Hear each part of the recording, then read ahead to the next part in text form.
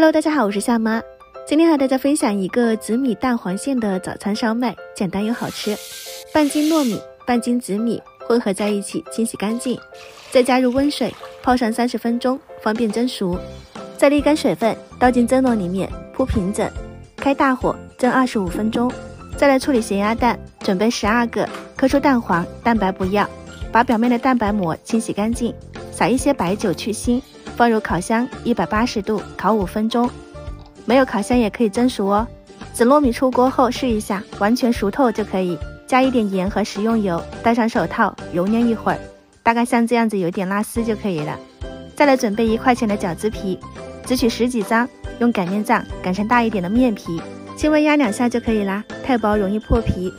铺上1层紫糯米，中间夹上咸蛋黄，用虎口收捏紧实，简简单单的一个烧麦就做好啦，刚好12个。